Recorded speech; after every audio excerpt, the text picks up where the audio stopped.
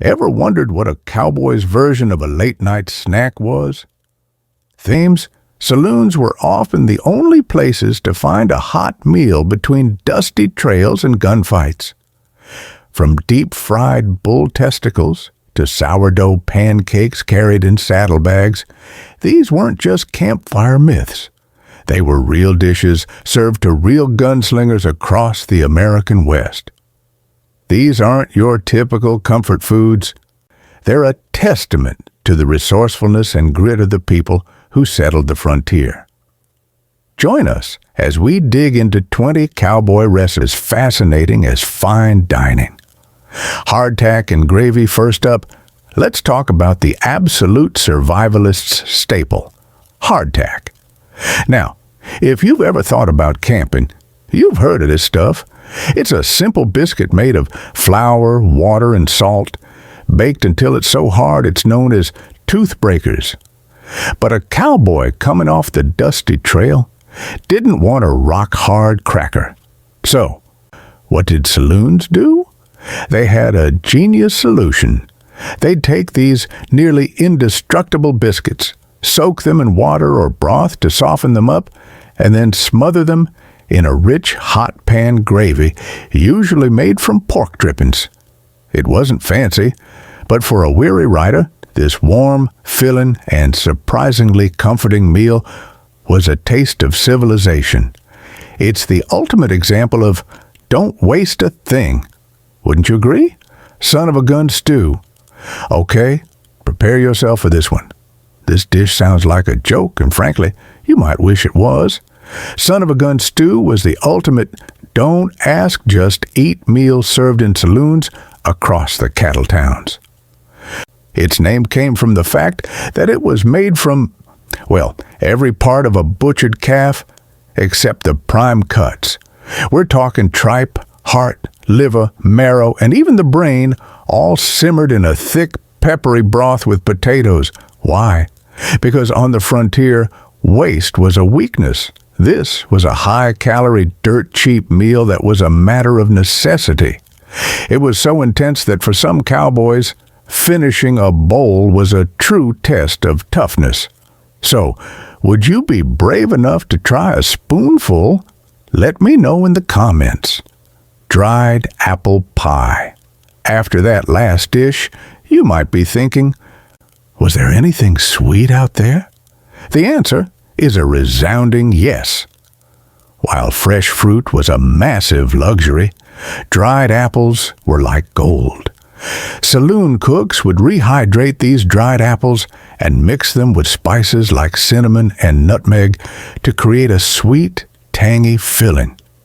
The crust, made from flour and lard, was thick and sturdy, built to withstand the heat of a cast-iron oven. The pie wasn't light and flaky like the ones we know today. It was dense and satisfying. But one bite of that sweet, stewed filling, with a hint of smokiness from the fire, could instantly transport a cowboy back to a home he hadn't seen in years. It was more than a dessert. It was a memory. Fried calf brains. Speaking of shocking ingredients, let's talk about fried calf brains. Now, before you click away, hear me out. In the Wild West, a waste not mindset was key. When a steer was butchered, every part was put to use. Calf brains were cleaned, sliced, coated in a seasoned batter, and fried until they were golden and crisp.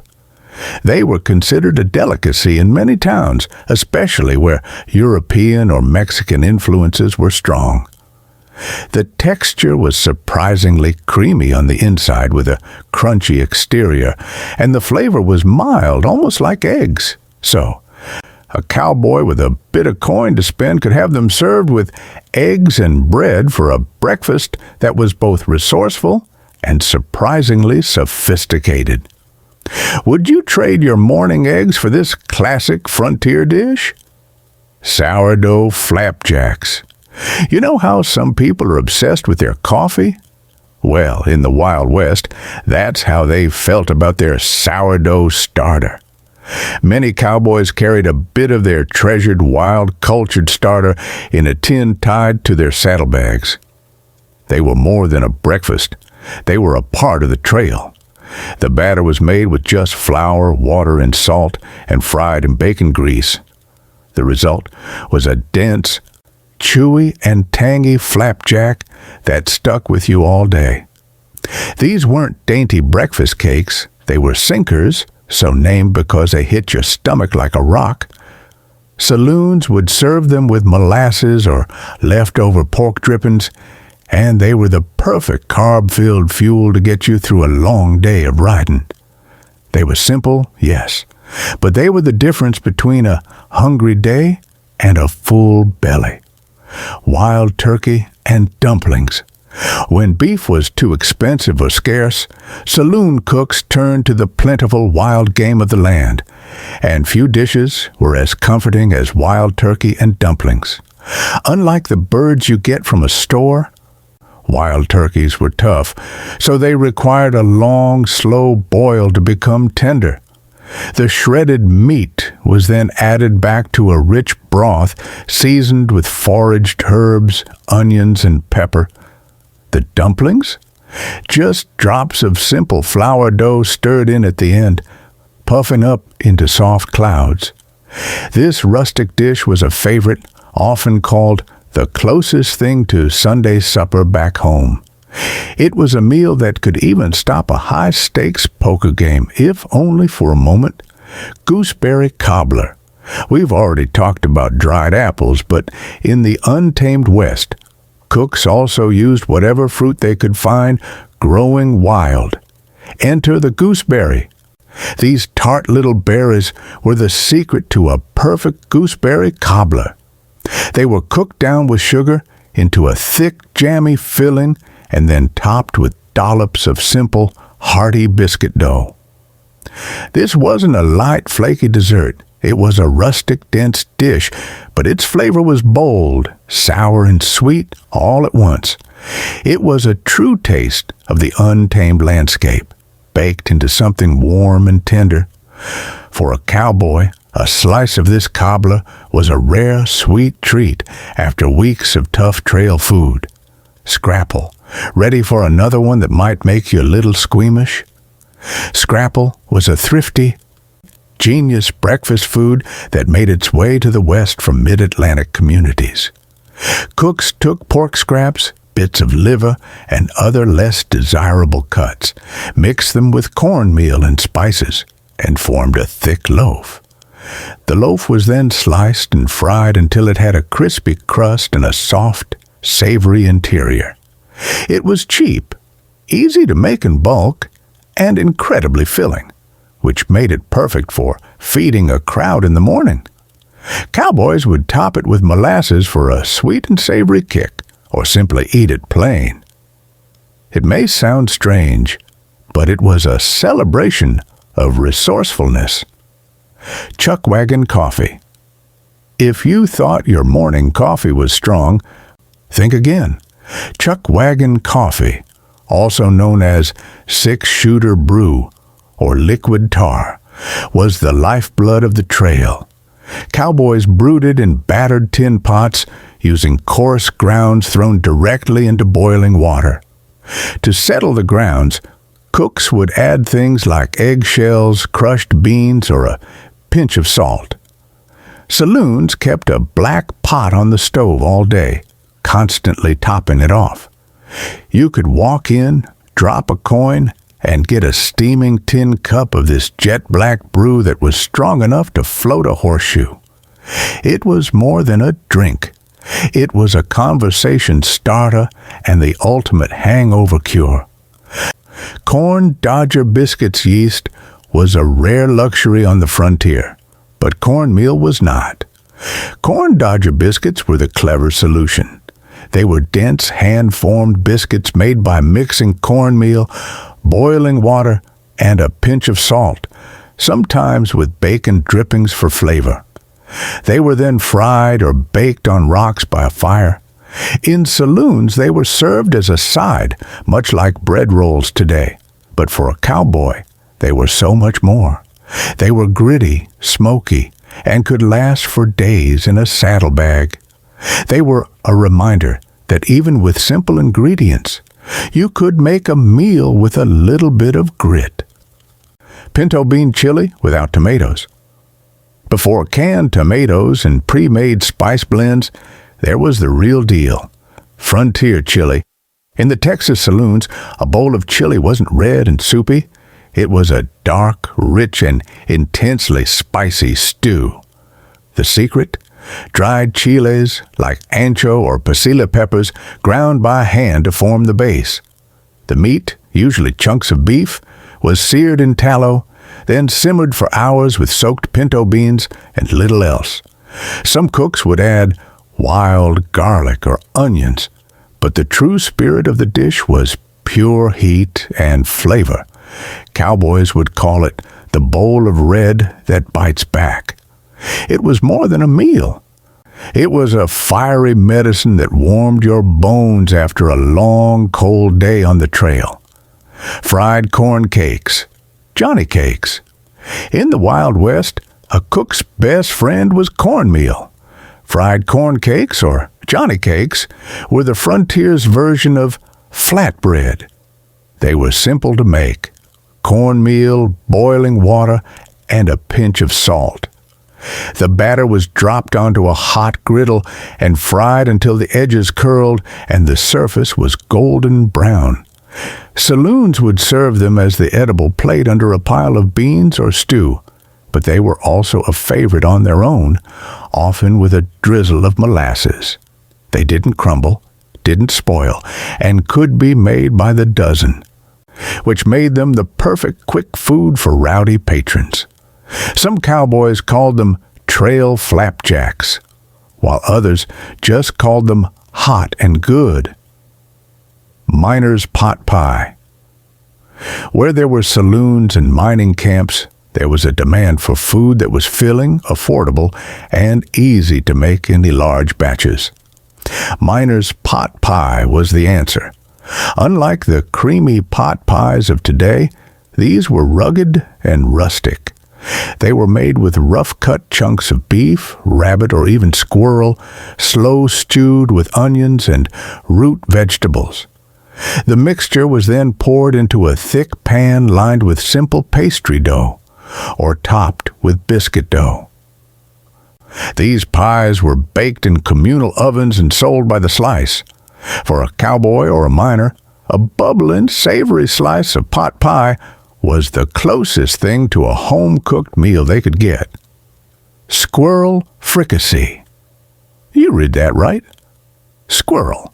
On the frontier, nothing was off limits, and when cattle was too expensive, cooks turned to what was plentiful. Squirrel was abundant and surprisingly flavorful. Fricassee, a cooking method from European settlers, meant the squirrel was lightly fried and then simmered in a creamy gravy made from drippings, flour, and milk. The result was tender meat in a peppery sauce, served over biscuits or cornbread.